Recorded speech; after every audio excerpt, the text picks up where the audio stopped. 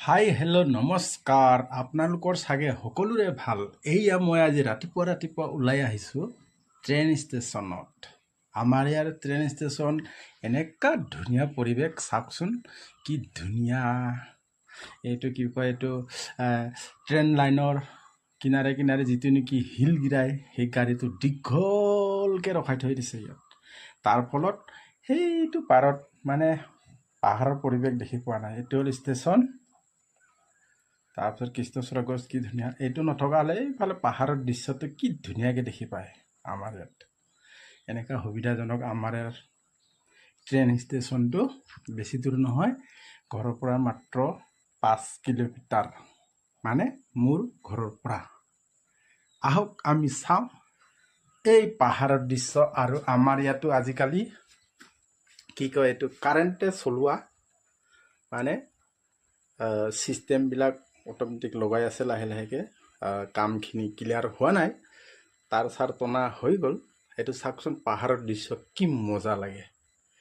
এইটো মালবাহী বা শিল পেলোৱা গাড়ীটো নথকা হ'লে আৰু ধুনীয়াকৈ আপোনালোকক মই দেখুৱাব পাৰিলে হয়।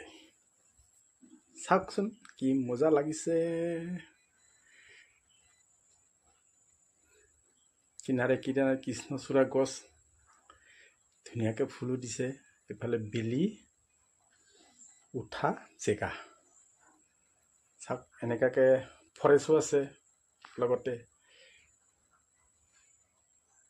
আগফালে দেখুৱাই দিছোঁ, এইটো অলৰেডি কাৰেণ্টৰ ছিষ্টেমবিলাক কৰি আছে।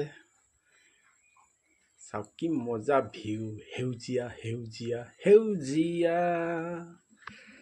গৰম হ'লেও গৰমটো আমাৰ ইয়াত অলপ কমকৈ লাগে, কিয়নো আমাৰ ইয়াত প্ৰায় সেউজীয়া জেগা, মানে গছ গছনি বেছি আছে। বেলেগ জেগাত নহ'লেও এইটো জেগাত কৃষ্ণচূড়া ইমান ধুনীয়াকৈ ফুলি আছে, ৰং যি কালাৰফুল। এইটো চাওক, ধুনীয়া লাগিছেনে বন্ধু বান্ধৱীসকল? চাওক